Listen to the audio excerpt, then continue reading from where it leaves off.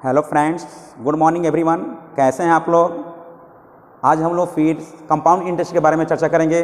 पिछले वीडियो में मैंने कुछ कंसेप्ट के बारे में मैंने चर्चा किया था। आज ठीक उसी तरह से आज भी हम लोग क्या करेंगे, कंसेप्ट के बारे में चर्चा करेंगे। आज प्रॉपर वे में मुझे 20 साल का, 25 साल का, 40 साल का मूलधन मुझे कैसे निकालना है, और अगर अमाउंट दिया रहेगा, अगर 4 साल का अमाउंट दिया रहेगा, 12 साल का अमाउंट दिया रहेगा, 20 साल का अमाउंट दिया रहेगा, तो उसका मुझे प्रिंसिपल कैसे निकालना है, इन बातों पर हम लोग विशेष रूप से हम लोग चर्चा करेंगे। आज का वीडियो बहुत ही इंपॉर्टेंट रहेगा। आप लोग शुरू से अंत तक देखेंगे ताकि आपको पूरा कॉन्सेप्ट क्लियर पता चल जाए। तो हम लोग स्टार्ट करते हैं, हम लोग है ना, बिना समय गंवाए हुए हम लोग शुरू करते हैं।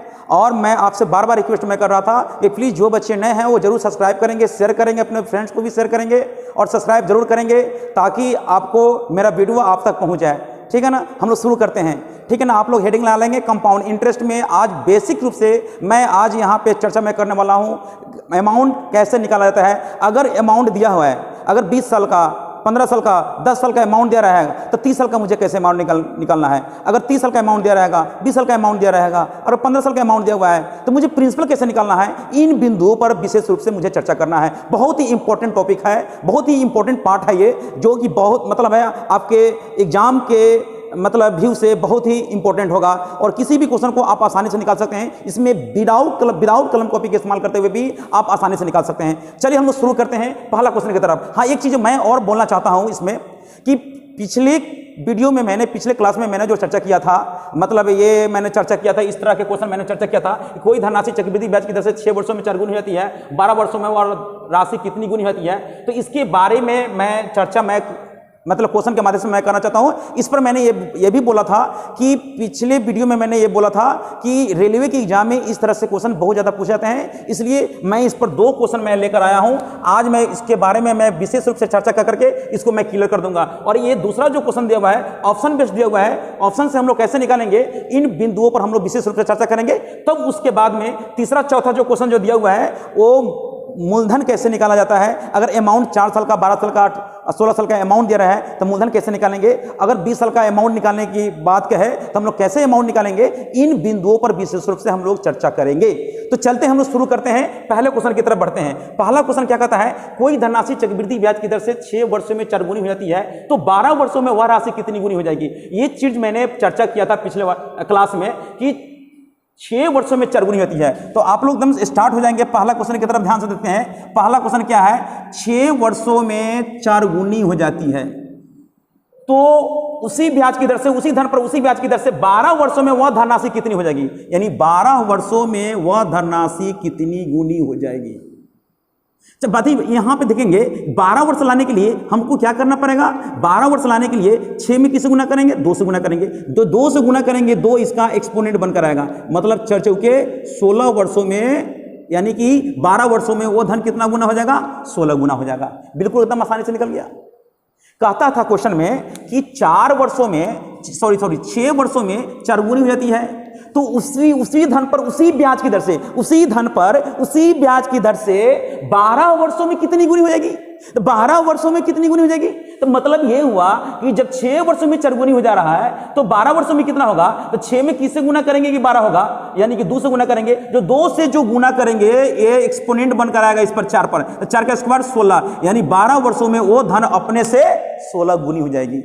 ठीक उसी तरह से उसी पर आधारित क्वेश्चन दूसरा दिया हुआ है। दूसरा क्वेश्चन की तरफ ध्यान से देखेंगे, उसी पर आधारित मैंने क्वेश्चन लाया, एक मैंने क्वेश्चन लाया, ऑप्शन बेस्ड मैंने क्वेश्चन लाया, जो बहुत ही इंपॉर्टेंट है। आप थोड़ा ध्यान से देखेंगे, इसलिए मुझे मजबूरी था कि एक क्वेश्चन मैं बताऊंगा। प्रीवियस वीडियो में मैंने बताया था, मैंने पिछले वीडियो में मैंने बताया था, पिछले क्लास में मैंने बताया था, इसके बारे में विस्तृत मैंने चर्चा किया था। आज मैं क्वेश्चन के माध्यम से फिर से मैं चर्चा करना चाहता हूं ताकि हो सकता है कि आप भूल गए हो। चलिए, तो उस पर आधारित जो क्वेश्चन पूछे जाते हैं, रेलवे के एग्जाम में क्वेश्चन पूछे जाते हैं, एसएससी के एग्जाम में क्वेश्चन पूछे जाते हैं, बैंक के एग्जाम में क्वेश्चन, किसी भी कॉम्पिटिटिव एग्जाम में क्वेश्चन जो पूछे जाते हैं, वो क्वेश्चन जो पूछे जाते हैं उस पर कैसे हम लोग को डील करना चाहिए, कैसे बनाना चाहिए, इन विधियों पर हम विशेष रूप से चर्चा करेंगे। जैसे रुपीज 6250 की एक राशि चक्रवृद्धि ब्याज पर कर्ज दिया गया, यदि कोई भी राशि चक्रवृद्धि ब्याज दर से 5 वर्षों में 3 गुनी हो जाती है तो वह धनराशि 20 वर्षों में कितनी गुनी हो जाएगी। मतलब यह हुआ कि जब 5 वर्षों में जब 5 वर्षों में देखेंगे 5 वर्षों में 3 गुनी हो जाती है, 5 वर्षों में 3 गुनी हो जाती है। जब 5 वर्षों में 3 गुनी हो जाती है तो 20 वर्षों में वो धन कितनी गुनी हो जाएगी? तो 20 वर्षों में धन कितना हो जाएगा? तो 20 लाने के लिए मुझे किससे गुना करना पड़ेगा? तो 20 लाने के लिए मुझे 4 से गुना करना पड़ेगा। 4 यहां पे इसका एक्सपोनेंट बनकर आएगा, 3 पर एक्सपोनेंट 4 का मतलब 81 गुना हो जाएगा। इसका मतलब वो धन पहले जो प्रिंसिपल 1 टाइम्स अपने आप में था, वो मतलब जो भी प्रिंसिपल था 1 टाइम्स था, अब वो प्रिंसिपल का 81 गुना करेंगे तब उसका अमाउंट बनकर आएगा। मतलब कितने सालों में? तो 20 सालों में। तो जनाब आपका यहां प्रिंसिपल कहता है, यहां पे आपका प्रिंसिपल दे रखा है, यहां पे प्रिंसिपल दिया हुआ है 6250, मतलब है 6250 जो दिया हुआ है, ये 6250 जो दिया हुआ है ये अपने आप में 1 टाइम्स है, और अब मुझे निकालना है 20 सालों में, 20 वर्षों में, 20 वर्षों में कितना गुना होगा? तो 20 वर्षों में 81 गुना हो जाएगा। तो 81 गुना हो जाएगा। इसको गुना करने का तरीका मेरा क्या है, आप थोड़ा ध्यान से देखेंगे। मैंने बताया था कि 625 से गुना करने के लिए एक चीज मैंने रूल बताया था। आप रूल को शायद फॉलो कर रहे हैं कि नहीं कर रहे हैं वो मुझे पता नहीं है, आपका दिमाग में है कि नहीं है। अगर आपको कैलकुलेशन बढ़िया नहीं है तो आप एग्जाम में अच्छा परफॉर्मेंस नहीं कर सकते हैं, है ना।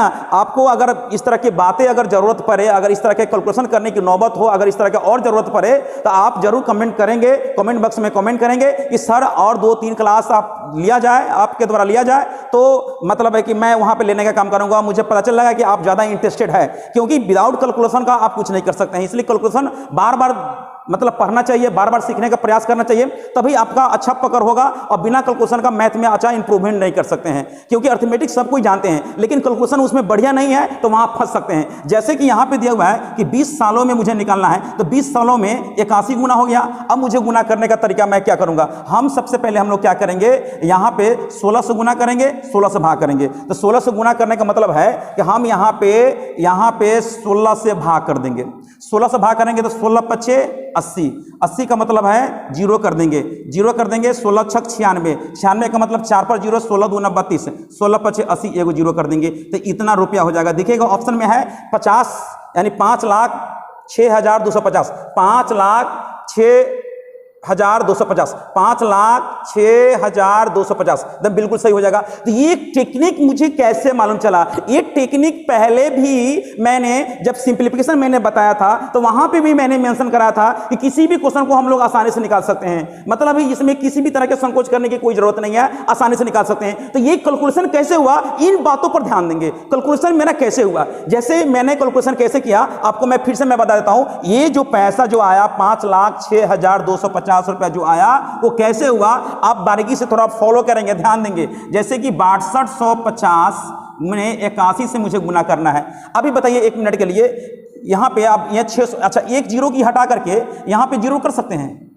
अच्छा बताइए इसमें हम 16 से गुना करेंगे। अगर सपोज करते हैं यहां हम 16 से गुना करते हैं तो यहां 16 से भाग कर देंगे, कोई दिक्कत है? हमने बताया था कि 625 से गुना करना, 125 से गुना करना, 25 से गुना करना, इन सारी बातों के बारे में मैंने विशेष रूप से चर्चा किया था। तो आपको ये पता चल लगा जैसा ही इसमें हम 16 से गुना करेंगे तो जनाब आप जानते होंगे कि जैसे ही 625 में 16 से गुना करेंगे तो 10,000 होता है। 10,000 का मतलब हुआ इस पर 4 गो जीरो मैं डाल दूंगा। अब 16 से मैं भाग करूंगा, अब 16 से भाग करेंगे तो यहां पे आएगा क्या, 16 पच्चे 80 आ जाएगा, 16 पच्चे 80 आ जाएगा, बोलिए 16 पच्चे 80 आएगा। अब 1 पर जीरो हो जाएगा, 16 से नहीं कटेगा तो एक और जीरो कर करके एक जीरो यहां पे डाल देंगे तो 100 हो जाएगा। 16 छक 96 लिख देंगे, 4 पर जीरो 16 दूना 32, मतलब है 8 पर जीरो 16 पच्चे 80, एक जीरो डाल देंगे, मतलब ये आपका रुपया हो जाएगा। देखेंगे यहां पे यही मैंने बोला था कि आपको आंखों की नजर से, आपकी आंखों की नजर से निकल लगा, लेकिन आपको पता भी नहीं चलेगा कि मुझे कैसे कैलकुलेशन करना है। अगर आप प्रैक्टिस में है, जानकारी है और बार बार प्रैक्टिस करते हैं तो निश्चित तौर पर इस तरह के स्थिति को आप आसानी से निकाल सकते हैं। इस तरह से इस सिचुएशन से आप आसानी से आप कवर कर सकते हैं, किसी भी तरह की परेशानी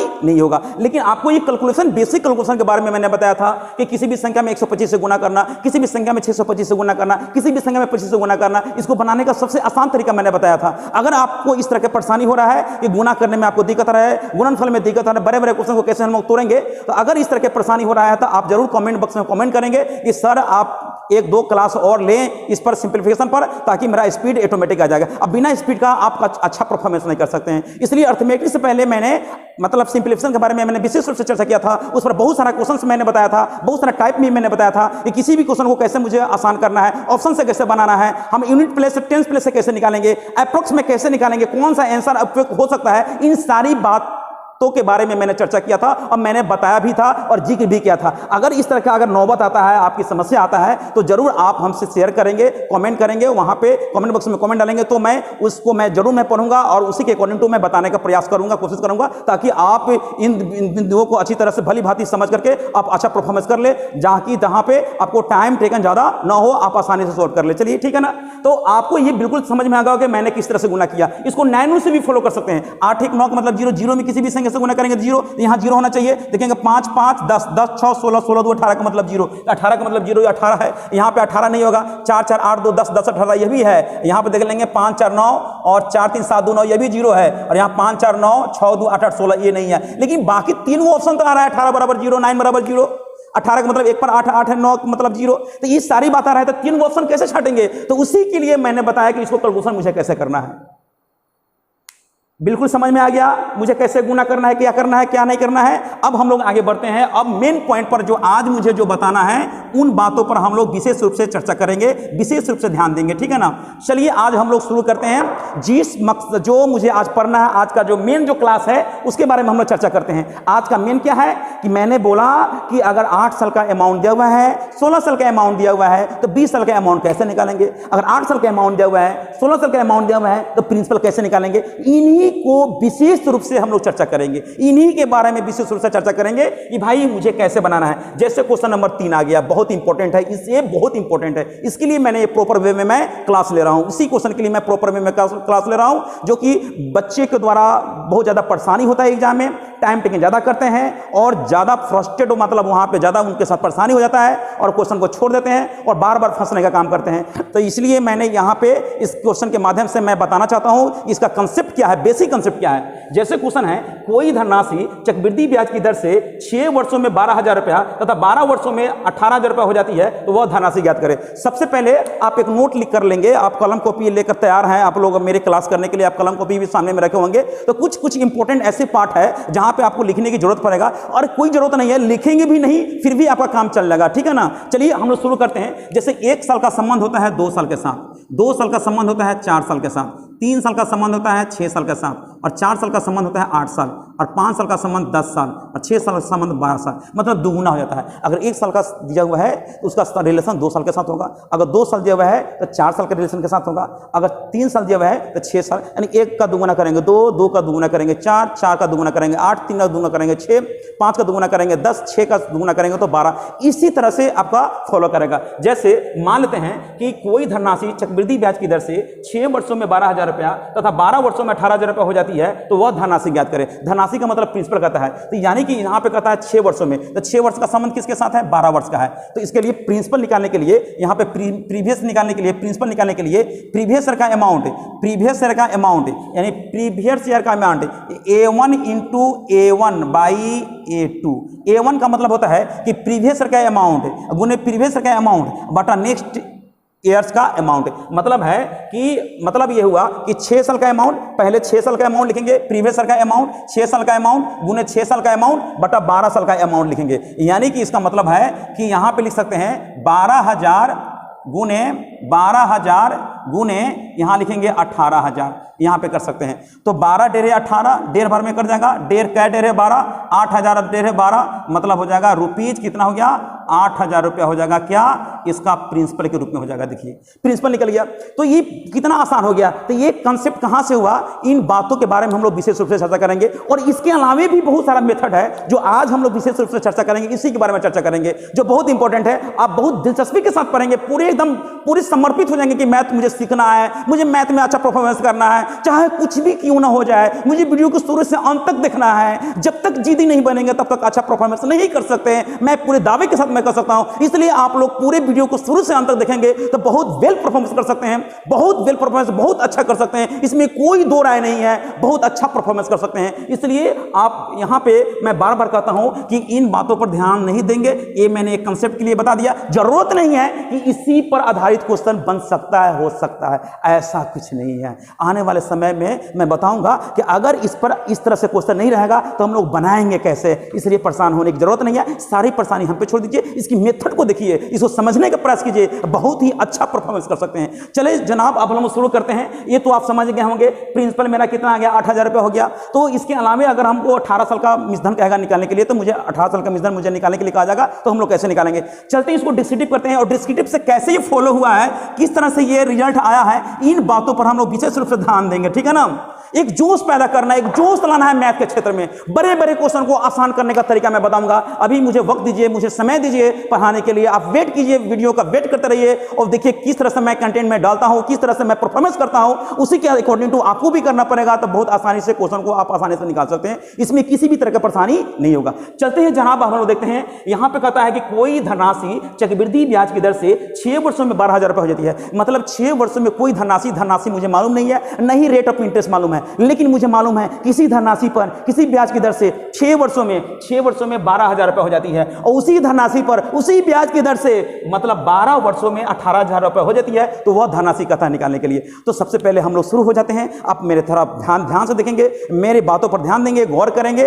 है ना? अगर किसी तरह की परेशानी होता है तो जरूर मुझसे शेयर करेंगे। तो सबसे पहले शुरू में कर देता हूं। क्या है, हम जानते हैं कि अमाउंट बराबर होता है, अकॉर्डिंग टू क्वेश्चन में चलता हूं, अकॉर्डिंग टू क्वेश्चन में लिख दिया, अमाउंट बराबर होता है principal into 1 plus rate by 100 whole the exponent T. ये अमाउंट का फॉर्मूला हो गया। चलिए जनाब, अमाउंट कितना दिया हुआ है? अमाउंट दिया हुआ है 12,000 रुपया। तो 12,000 रुपया आपका दिया हुआ है, जबकि प्रिंसिपल मुझे मालूम नहीं है, और एक निश्चित ब्याज की दर से, और समय कितना है, 6 साल है। तो यहाँ 12,000 बटा हम लोग कर सकते हैं P बराबर 1 plus rate by 100 whole the exponent 6 करेंगे, इसलिए कर देंगे। ये फर्स्ट इक्वेशन हो जाएगा। क्या हो सकता है ना? क्यों नहीं हो सकता है? अब लिखेंगे अगेन कर देंगे। अगेन का मतलब फिर से, क्वेश्चन के अनुसार से अगेन। तो A2 बराबर लिख सकते हैं principal into 1 plus rate by 100 whole exponent T. मतलब है दिस इम्प्लाइज ये हो जाएगा 18,000 रुपये शायद दिया हुआ है, और प्रिंसिपल वही है, उसी प्रिंसिपल पर उसी ब्याज की दर से कितने साल में? तो 12 साल में कहता है। तो कोई बात नहीं है, इसलिए कर सकते हैं 18,000 बटा हम लिख सकते हैं P बराबर 1 plus rate by 100 whole the exponent क्या लिखेंगे? 12 लिखेंगे। ये मेरा कौन सा इक्वेशन है? क्या सेकेंड इक्वेशन निकलेगा। तब हम लोग यहाँ पे कर सकते हैं बिना कुछ मतलब परेशानी हम लोग यहां पे कर सकते हैं कि सेकेंड इक्वेशन में मुझे फर्स्ट इक्वेशन से डिवाइड करना है, क्योंकि सेकेंड इक्वेशन 12 साल के लिए कहता है और फर्स्ट इक्वेशन कहता है 6 साल के लिए कहता है। तो 12 साल में अमाउंट ज्यादा हो जाता है और 6 साल में अमाउंट कम होता है। तो मतलब हम 12 साल में 6 साल से भाग करेंगे तभी ना कुछ रेशियो परफेक्ट आ जाएगा, उसमें भी भाग करने पर आ जाएगा। लेकिन कोई बात नहीं है, हमने क्या किया कि सेकेंड इक्वेशन में फर्स्ट इक्वेशन से भाग करने का काम किया। तो आप थोड़ा ध्यान से देखेंगे, जब मैंने यहां पे भाग करने का काम किया कि 18,000 by principal by 12,000 by P कर देंगे, बराबर यहां लिख सकते हैं 1 plus rate by 100 whole the exponent 12 by 1 plus rate by 100 whole the exponent क्या होगा?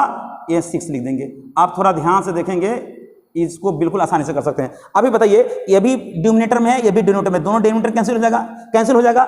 तो मेरे पास तो जगह बहुत कम है, लेकिन फिर भी क्या करेंगे, आप जानकार व्यक्ति हैं, आप पढ़े लिखे हैं, तो आपको बिल्कुल जानकारी है, तो आप यहाँ पे समझ सकते हैं। ऐसा कुछ नहीं है कि नहीं समझ सकते हैं। तो हम लोग शुरू करते हैं। यहाँ पे मैंने यहाँ पे लाइन को ड्रॉ कर दिया, आपको समझ में आ जाएगा। जैसे कि यहाँ पे लिखेंगे 18,000, तो 18,000 बटा लिखेंगे 12,000। तो आप देखेंगे यहाँ पे दोनों का बेस समान है कि नहीं है? 1 plus rate by 100, 1 plus rate by 100, दोनों का बेस समान है, तो एक्सपोनेंट क्या होगा? घट जाएगा। तो यहाँ पे लिख सकते हैं 1 plus rate by 100 whole the exponent क्या करेंगे? 6 कर देंगे। यहाँ तो हम लिख सकते हैं, कोई दिक्कत नहीं। तो यहाँ पे लिख सकते हैं 18,000 बटा 12,000 लिख देंगे, बराबर लिख सकते हैं। बताइए 1 plus rate by 100 whole the exponent 6, तो 1 plus rate by 100 whole the exponent 6, ये जो दिया हुआ है फर्स्ट इक्वेशन मैंने माना, उसका रिजल्ट कितना दिया हुआ है उसको हम पुट कर सकते हैं। इसको हम पुट कर सकते हैं कितना?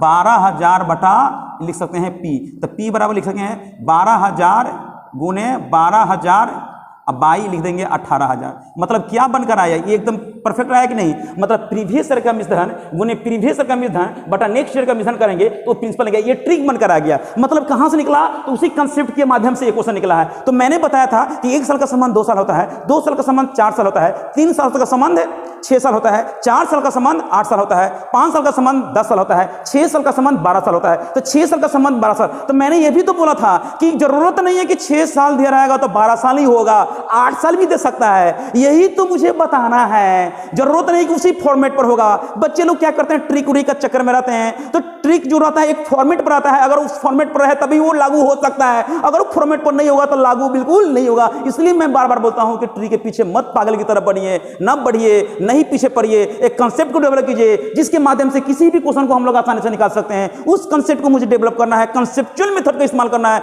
जो किसी भी क्वेश्चन को आप आसानी से निकाल सकते हैं। इसलिए मैं बार बार आपको मैं कहता हूं कि वीडियो को शुरू से अंत तक देखेंगे तो सारी मेथड के बारे में मैं चर्चा मैं करूंगा, बिल्कुल मैं करूंगा, 100% मैं करूंगा। किसी भी तरह की त्रुटि नहीं, परेशानी होगा, आप अच्छा परफॉर्मेंस एग्जाम के दौरान आप कर सकते हैं। मैं बिल्कुल 100% मैं कर सकता हूं, किसी भी तरह का नहीं हो। कब 100% मैं कर सकता हूं, जब आप मेरी वीडियो को शुरू से अंत तक देखेंगे तभी 100% एक के साथ कर सकते हैं, अन्यथा फिर वंचित हो जाएंगे। तो आप पता चल गया होगा कि प्रीवियस ईयर का मिश्रण गुने प्रीवियस ईयर का मिश्रण बटा नेक्स्ट ईयर का मिश्रण करेंगे तो प्रिंसिपल निकल लगा। तो यहां पे टाइम टेकन क्या होगा, ज्यादा हो गया। मुझे इस तरह से काम बिल्कुल नहीं करना, डिस्क्रिप्टिव हो गया। तो हमने यह भी बोला कि 6 साल का संबंध 12 साल होता है, लेकिन जरूरत नहीं कि एग्जाम में 6 साल रहेगा तो 12 साल होगा, 8 साल भी दे सकता है, 9 साल भी दे सकता है, ऐसा कुछ नहीं है। वो रिलेशन पर भी नहीं देगा। तो कोई रिलेशन दे चाहे नहीं दो, एक ऐसा फॉर्मेट है, एक ऐसा मतलब कंसेप्ट है जिसके माध्यम से कोई भी क्वेश्चन को आप आसानी से निकाल सकते हैं। भले 2 साल का संबंध 4 साल हो या ना हो, चाहे दूसरा कुछ हो, फिर भी हम लोग क्वेश्चन को उसके माध्यम से निकाल सकते हैं। चलिए हम लोग तीसरा मेथड क्या होता है उसको हम लोग फॉलो करते हैं। भाई मिटा दे इसको, इसमें किसी भी तरह की परेशानी बिल्कुल नहीं है। आप समझ गए हैं कहां से आया है, और मैंने जो पहले जो ट्रिक के रूप में मैंने जो बताया है ना, इसी पर आधारित था। ये मैंने प्रूव कर दिया कि कैसे हुआ, तो आपको पता चल गया होगा। तो ये हुआ कि अगर एक सर्टेन वे दिया रहेगा कि 2 साल का संबंध 4 साल है, 3 साल का संबंध 6 साल है, 4 साल का संबंध 8 साल है, 5 साल का संबंध 10 साल है, अगर इस तरह का वे में दिया रहेगा तभी हम लोग कर सकते हैं, अन्यथा वंचित हो जाएंगे। चलते हैं जनाब, हम लोग मिटा करके तीसरे स्टेप की तरफ बढ़ते हैं, कैसे हम लोग निकाल सकते हैं। क्या लाजवाब तरीका है, क्या कंसेप्ट है, थोड़ा आप ध्यान से देखेंगे तो बिल्कुल आसानी से निकाल सकते हैं। चलते हैं हम लोग, इसका दूसरा तरीका क्या है। 6 वर्षों में बाबू कितना हो जाता है, 6 वर्षों में वो धनराशि हो जाता है। 6 वर्षों में कितना हो जाता है, 6 वर्षों में हो जाता है वो धनराशि कितना रुपया हो जाता है, 12,000 रुपये हो जाता है। और वही धनराशि 12 वर्षों में हो जाता है 18,000 रुपये हो जाता है। थोड़ा गौर करेंगे। अच्छा, दोनों का अंतर कितना साल है, 6 साल है। इसमें से जैसे ही 6 साल घटा देंगे तो क्या होगा, 0 साल। 0 साल का मतलब है कि उसमें ब्याज नहीं लगा, सिर्फ प्रिंसिपल निकलेगा। 0 साल का मतलब क्या हुआ, प्रिंसिपल निकल कर आएगा, है ना। जैसे ही 1 साल होगा तो उसमें 1 साल का ब्याज शामिल है। ये मिश्रधन है जनाब, ये क्या है, मिश्रधन है। ये क्या है, मिश्रधन है। और 1 साल लिखेंगे तो वो भी 1 साल का मिश्रधन उसमें शामिल है, प्रिंसिपल के साथ। उस प्रिंसिपल के साथ 1 साल का ब्याज शामिल है। उस प्रिंसिपल में हम ब्याज 1 साल का जोड़ेंगे तो ये मिश्रधन के रूप में होगा। इसमें क्या है, 6 साल का ब्याज इसमें शामिल है, और मूलधन में 6 साल का ब्याज जोड़ेंगे तो मिश्रधन के रूप में होगा। इसमें क्या है, 12 साल का ब्याज शामिल है, यानी उस प्रिंसिपल में उस 12 साल का ब्याज को जोड़ेंगे तो मिश्रधन के रूप में। ये मिश्रधन है, ये भी मिश्रधन है। तो यहाँ पे क्या होना चाहिए, प्रिंसिपल निकालना चाहिए। प्रिंसिपल का मतलब है कि किसी भी साल का ब्याज नहीं, मतलब 0 साल का मतलब क्या हुआ, प्रिंसिपल के रूप में होगा जनाब। ये चीज पर फॉलो करेंगे, है ना। चलते हैं अब यहां से ध्यान से देखेंगे। इसको मैं डिवाइड कर दिया, ये 12 डेरे 18, 2:3 आएगा। बोलते क्यों नहीं है, 2:3 आएगा। 6 दूनी 12, 6 तेरी 18। तो जब भी अगर समय की अवधि समान दिया रहता है, कंसेक्यूटिव रहता है, जब कंसेक्यूटिव के फॉर्म में रहता है तो हम लोग कैसे निकालेंगे, आप थोड़ा ध्यान से देखेंगे कैसे हम लोग को निकालना है। सबसे कंसेक्यूटिव हो, जब लगातार हो, तो वैसी सिचुएशन में हम लोग क्या करेंगे, 2-3 का रेशियो है तो ये भी जनाब 2 और 3 का ही रेशियो लेगा। ये भी रेशियो क्या लगा, 2:3। जैसे ये 2:3 लिया, ये जैसे 2-3 अनुपात लिया, 2:3 लिया, उसी तरह से ये भी 2-3 लेगा। इसका मतलब है 3 है तो 12,000, 1 है तो 4,000, 2 है तो 8,000। मतलब क्या हुआ, ये रुपीज आ गया क्या, प्रिंसिपल के रूप में हो गया 8,000 रुपया। देखिए कहां इसमें परेशानी हो रहा है। अगर आपसे पूछा जाए कि 18 साल का अमाउंट निकाले, 18 साल का अमाउंट निकाले, 18 साल का अमाउंट निकाले, तो हम लोग क्या करेंगे, जैसे कि ये 2:3 है, इसी तरह से ये 2 अनुपात क्या होगा, 3 होगा। तो 2 है तो 18,000, 1 है तो 9,000, इसलिए 3 है तो 27,000 के रूप में हो जाएगा। मतलब 27,000 रुपये क्या होगा, अमाउंट 18 साल में उसी दर पर, उसी ब्याज की दर से 18 साल में अमाउंट 27,000 रुपये हो जाएगा।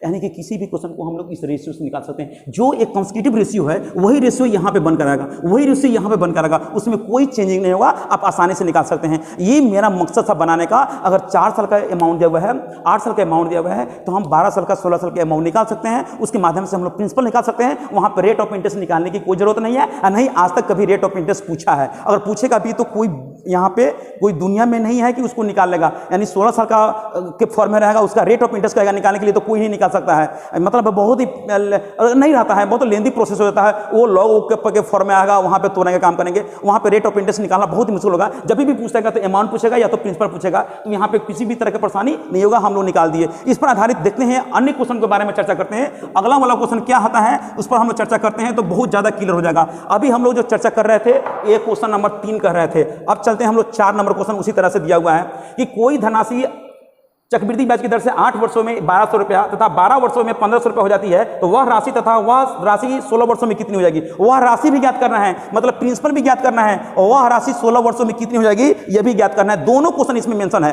तो भाई ध्यान से देखेंगे, यहाँ पे क्वेश्चन में है कि 8 वर्षों में 1200 रुपया, यानी 8 वर्षों में, ये मैंने बता रहा हूं चौथा क्वेश्चन, 8 वर्षों में 1200 रुपया, ठीक है, और 12 वर्षों में कितनी हो जाती है, 12 वर्षों में 1500 रुपया हो जाती है। तो वह धनराशि कहता है, मतलब प्रिंसिपल कहता निकालेंगे, प्रिंसिपल, यानी दोनों का अंतर 4 साल है। जैसे ही 4 साल घटाएंगे तो यानी कि इसका मतलब है, मैं चौथा क्वेश्चन में बता रहा हूं, ध्यान से देखेंगे, अगर हम 4 साल घटाते हैं, 4 साल का अंतर है, 4 साल घटाते हैं तो 4 साल होगा, फिर 4 साल घटाएंगे तो 0 साल होगा, मतलब यहां पे प्रिंसिपल निकलेगा। मतलब ये हुआ कि मुझे यहां पे प्रिंसिपल निकालना पड़ेगा। तो सबसे पहले आपका कैलकुलेशन बढ़िया होना चाहिए। अगर कहता है 16 साल में मिशन कहता निकालने के लिए, तो मेरा ये आंसर निकल कर आएगा, ये आंसर ये कहता निकालने के लिए, और एक मेरा कहता है ये क्वेश्चन कहता है इसका आंसर कहता निकालने के लिए। तो यहां पे कोई बात नहीं है। 12 समय कितना होगा, 12 समय 15 होता है, 12 समय 15 होता है, बिल्कुल सही है, 12 समय 15 होता है। तो कै समय होता है 12, यानी कै समय 12, 9.6 समय 12 होता है, मतलब 960 समय क्या होगा, 1200, ठीक है ना। इसका मतलब स्पष्ट होता है कि 4 रेशियो कितना है, 5 है, तो ये क्या होगा। उसी तरह से जब ये 4 रेशियो 5 होगा, मैं एकदम क्लियर मैं बता देता हूं, ध्यान से देखेंगे, जब ये 4 रेशियो 5 होता है तो उसी तरह से ये भी 4 रेशियो 5 होगा। 5 है, इसका मतलब स्पष्ट होता है कि 5 है तभी तो 120 है, 1 है तो 24, 4 है तो 96, ये रेशियो 4 रेशियो क्या हो जाएगा, ये 5 होगा। 5 है तो 960, 1 है तो कितना हो जाएगा भाई, यहां पे कैलकुलेशन करना पड़ेगा, 192 हो जाएगा। 192 × 960 होता है, 192 × 960। ये कैलकुलेशन आपकी होनी चाहिए। मैं बार बार बताऊं, कैलकुलेशन बहुत परफेक्ट होना चाहिए, यानी दुनिया की कोई भी क्वेश्चन हो आप आसानी से इसको निकाल सकते हैं, किसी भी तरह की परेशानी नहीं होगा। आप कैलकुलेशन को सुधारिए, चाहे आपको 2, 3, 5 क्यों नहीं आपका मतलब है क्लास लग जाए, वीडियो क्यों नहीं बन जाए, क्यों नहीं क्लास लग जाए, अगर 3, 4, 5 एक्स्ट्रा कोर्स अगर क्लास लग जाता है सिंप्लीफिकेशन के दौरान, तो अगर सीख लेते हैं तो कोई भी क्वेश्चन को आसानी से निकाल सकते हैं। बहुत मैं मेहनत से पढ़ा रहा हूं, आपको भी राइट बनता है कि आप मेहनत से वीडियो को शुरू से अंत तक देखेंगे तो बहुत अच्छा परफॉर्मेंस कर सकते हैं। इसलिए मैं बार बार बोलता हूं कि आप ध्यान से देखिएगा, ये रेशियो जो दिया हुआ है वो कभी नहीं चेंज होगा, कभी नहीं चेंज होगा। मतलब है कि 4 है तो 12, 4 इसको रेशियो निकालेंगे, इसका रेशियो निकालेंगे तो 4 3 से काटेंगे, 3 चौके 3 पचे कर देंगे, 4 5 के रेशियो, ये भी 4 5 का होगा। 5 है तो 1200, 1 है तो कितना हो जाएगा, 240 होगा। अब 5 है तो कितना होगा, तो 4 है तो 960 होगा, यानी कि 5 रेशियो 1200 रुपये के बराबर होगा। 1 रेशियो मतलब 240 होगा,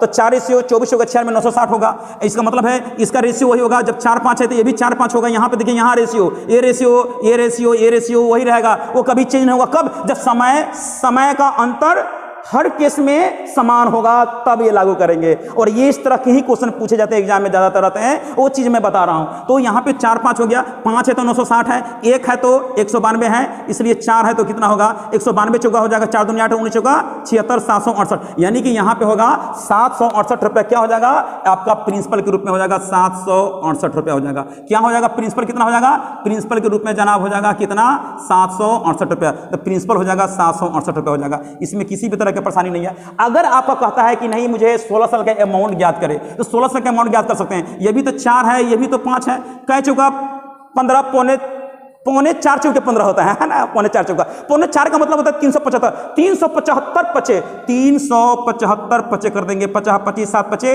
35, 35 2 37, अब 5 तिहाई 15, 15 3 1875, 1875 रुपया हो जाएगा। 16 साल में ये क्या हो जाएगा, अमाउंट हो जाएगा। तो आप निकाल सकते हैं, इसमें किसी भी तरह की परेशानी नहीं है। ऐसे भी आप जानते हैं कि 4 है तो 1500, 1 है तो 450, तो 450 इसमें जोड़ देंगे। ये 4 भाग तो ऑलरेडी दिया है, 1 भाग जोड़ना है तो 5वां भाग निकल लगा, इसमें 450 जोड़ेंगे तो 1500 में 450 जोड़ देंगे तो 1875 रुपया आ जाएगा। बिल्कुल सही है, ये दिमाग रखना पड़ेगा। इसलिए तो मैथ के बारे में कहा जाता है कि मैथ को अपने दिमाग की जरूरत पड़ता है, इसमें रटने का काम नहीं। कौन कहता है कि ट्रिक होता है, कौन कहता है कि ये सब होता है, कौन कहता है कि मुझे एक फॉर्मेट को तैयार करना है, अपने दिमाग में रखना है। फॉर्मेट को तैयार करने के लिए तो मैंने बोला भी था, तो मैं भी ये भी तो बोल दिया है कि इसकी कोई जरूरत नहीं है, आप बिल्कुल आसानी से निकाल सकते हैं। कहां मुझे परेशानी हो रहा है, आप मेहनत करेंगे, मेहनत नहीं करेंगे तो कुछ नहीं होने वाला है। आप जबरदस्त मेहनत करेंगे, एक माइंड में कर लेंगे कि मुझे मैथ सीखना है, मैथ के सर पढ़ा रहे हैं, वीडियो ले रहे हैं, इतनी मेहनत से पढ़ा रहे हैं, इतना कुछ बता रहे हैं, तो भाई मेरा भी राइट बनता है कि हम शुरू से देखें। उसके साथ खिलवाड़ मत करेंगे, ताकि समय के साथ खिलवाड़ करेंगे तो समय आपको आज तक किसी को नहीं छोड़ा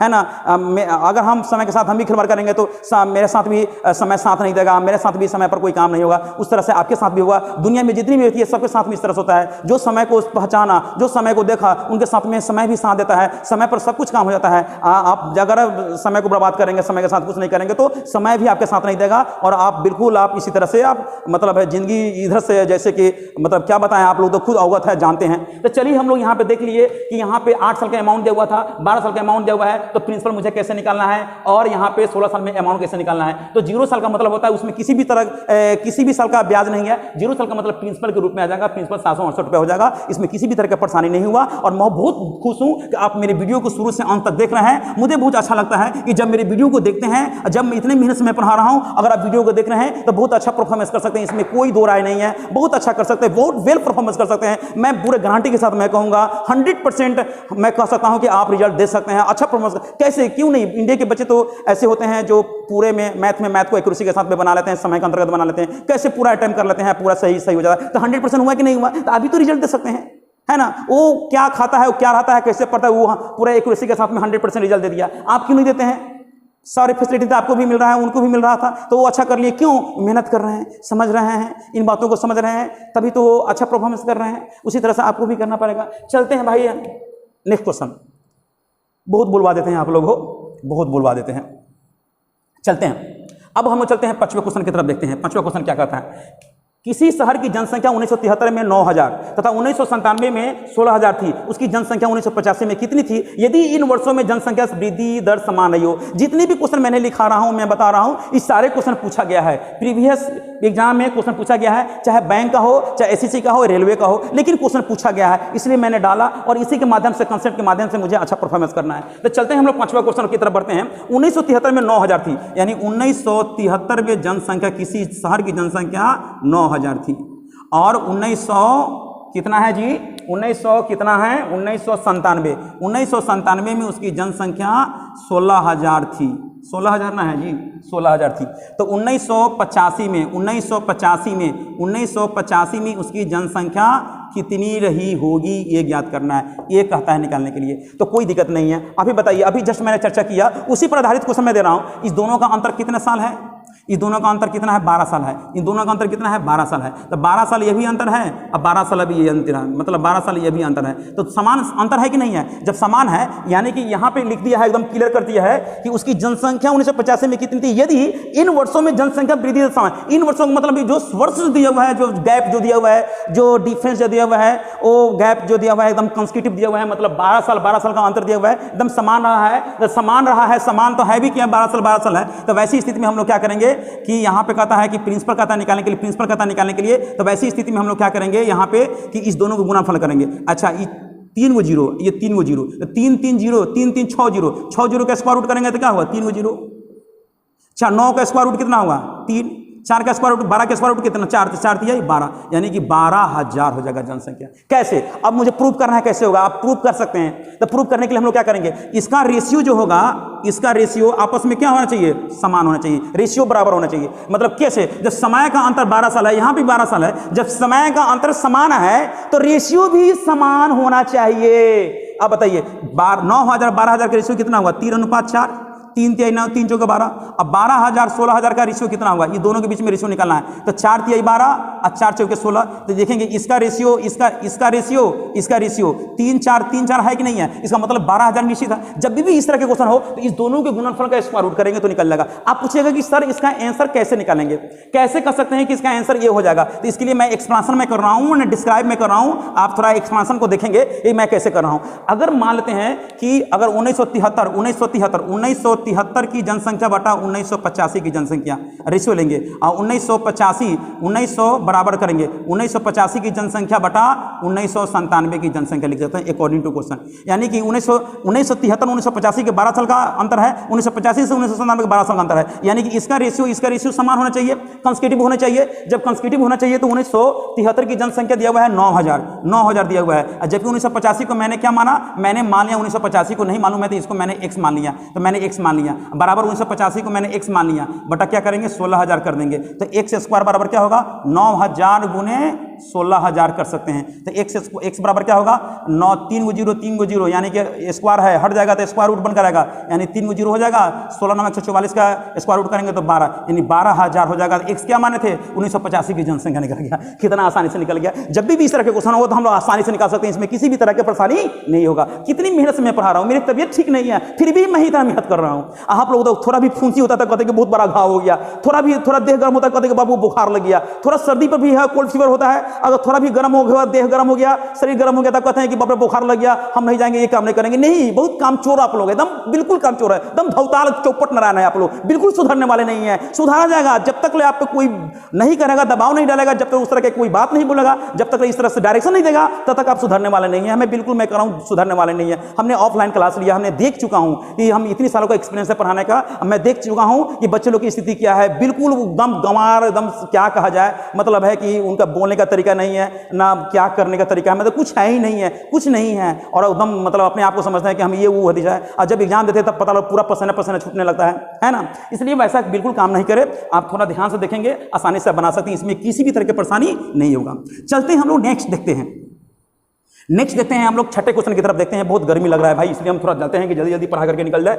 अब चलते हैं यहाँ पे छठा क्वेश्चन की तरफ। कोई धनराशि चक्रवृद्धि ब्याज की दर से चक्रवृद्धि ब्याज के 25% की दर से कम कितने पूर्ण वर्षों में दुगुनी से अधिक हो जाएगी। बहुत बार क्वेश्चन पूछा गया है। यहां पे कहता है कि 25% की दर से कम कितने वर्षों में, पूर्ण वर्षों में दुगुने से अधिक होगा। 25% का मतलब समझ रहे हैं जनाब, 25% का मतलब होता है 1/4 यानी 4 रुपए पर 1 रुपया ब्याज। अगर अमाउंट बटा का है तो अमाउंट 5/4, ये a बटा क्या होगा p हो जाएगा। तो भाई ये कितने साल में हुआ है, 1 साल में हुआ है। जब 1 साल की बात करें तो 5/4 हो गया अमाउंट की बात करें। 2 साल की बात करें तो 5/4 का क्या करेंगे स्क्वायर करेंगे। 3 साल की बात करें, ये 3 साल 2 साल 1 साल 2 साल 3 साल की बात करें तो 5/4 का क्या करेंगे क्यों करेंगे। अगर 4 साल की बात करें ध्यान से देखेंगे तो ठीक से लिखा हो भाई, 5/4 का क्या करेंगे 4th कर देंगे। अगर सपोज करते हैं इसका हम रिजल्ट देते हैं तो इसको हम लोग रिजल्ट देते हैं तो क्या होगा 5/4 हो जाएगा। ये 25 बटा क्या होगा 16 हो जाएगा। ये 125 बटा क्या हो जाएगा 64 हो जाएगा। और ये 625 बटा क्या होगा 256 हो जाएगा। 1 साल में कितना होगा 1.25 गुना। 2 साल में क्या होगा 16 डेढ़ 24, 1.5 गुना से थोड़ा ज़्यादा है। 3 साल में कितना होगा 64 दूना 128, 2 गुना से कम है। और 4 सालों में कितना हो जाएगा 256 दूना 512, यानी 2 गुना से क्या हो गया अधिक हो गया। 2 गुना से अधिक कहता है तो कम से कम कितने पूर्ण वर्षों में, ये क्या है समय दिया हुआ है, ये क्या है समय है। तो 4 वर्षों में वो धन 2 गुना से क्या होगा अधिक हो जाएगा। अगर इस तरह के क्वेश्चन मिले तो आप लोग बिल्कुल आसानी से बना सकते हैं, इसमें किसी भी तरह की परेशानी नहीं है। आप कहते हैं कि धीरे धीरे पढ़ाइए, तो धीरे धीरे क्या है आप वीडियो को भी पॉज करके देख सकते हैं, मतलब है आसानी से देख सकते हैं, इसमें किसी भी तरह की परेशानी नहीं है। सब कुछ आपकी फैसिलिटी दिया हुआ है, नेट पर इंटरनेट पर सब चीज़ की सुविधा है, तो क्यों नहीं कर सकते हैं, बिल्कुल कर सकते हैं। बशर्ते कि आप में जुनून तो होनी चाहिए। जुनून जब तक नहीं होगा तब तक ले अच्छा परफॉर्मेंस नहीं कर सकते हैं। बिल्कुल ये 100% तय है कि आप नहीं कर सकते हैं। चलते हैं हम नेक्स्ट वीडियो में मिलते हैं, जबरदस्त क्वेश्चन के साथ आएंगे और वहाँ पे मैं बताऊंगा मूलधन को 2 भागों में 3 भागों में तोड़ करके उसका अमाउंट निकालना। अमाउंट को जब इकट्ठे 2-3 भागों में कहता है, इतना प्रिंसिपल को 2-3 भागों में बांटने के पर सबका अमाउंट बराबर होता है प्रिंसिपल निकालने, जैसे हम लोग साधारण ब्याज में पढ़ रहे थे। उसी तरह से चक्रवृद्धि ब्याज में भी अमाउंट कहता है, वहाँ पे कुछ रूल अलग होता है, उसके कॉन्सेप्ट क्या है उस सारे कॉन्सेप्ट के बारे में हम लोग चर्चा करेंगे। क्योंकि ये चक्रवृद्धि ब्याज पढ़ रहे हैं, वहाँ पे साधारण ब्याज पढ़ रहे थे, तो हम लोग अमाउंट को प्रिंसिपल में कैसे चेंज किए थे। उसी तरह से यहाँ पे भी किसी धनराशि को 3-4 भागों में बांटेंगे, लिखा है सबका अमाउंट बराबर होगा, एक निश्चित ब्याज की दर से समय अलग अलग होगा, लेकिन वहाँ पे मैं बताऊंगा इस तरह के बनाने का क्या तरीका है। तो उस पर कंटेंट में किस तरह से आएगा, किस तरह के क्वेश्चन बनकर आता है, उस सारी के बारे में, उस सारी क्वेश्चन के बारे में मैं चर्चा करूंगा। और बहुत ही लाजवाब टॉपिक सब आएगा, बड़ा बड़ा क्वेश्चन सब आएगा, जबरदस्त क्वेश्चन होगा जिसका जोड़ा भी नहीं है, जिसका जोड़ा नहीं है, बड़ा बड़ा क्वेश्चन होगा, उसको निकालने का सबसे आसान तरीका है, जो कि हम लोग नेक्स्ट वीडियो में मिलते हैं। फिर आप लोग वेट कीजिए नेक्स्ट वीडियो का, और वीडियो को शुरू से अंत तक देखेंगे तो वेल परफॉर्मेंस कर सकते हैं, इसमें किसी भी तरह का परेशानी नहीं है। तो फिर हम लोग विदा दीजिए, मैं वापस में आऊंगा और बहुत अच्छा क्वेश्चन लेकर आऊंगा। आप वेट करेंगे और मतलब वेट करना क्या, वेट करेंगे और उस क्वेश्चन का वेट करेंगे कि जो एग्जाम में जो क्वेश्चन पूछा जाता है और किस तरह से रहता है, और बड़े बड़े क्वेश्चन को हम लोग कैसे इसको आसान करते हैं, इस सारी बातों के बारे में हम लोग चर्चा करेंगे, ठीक है ना। फिर हम लोग मिलते हैं नेक्स्ट वीडियो में।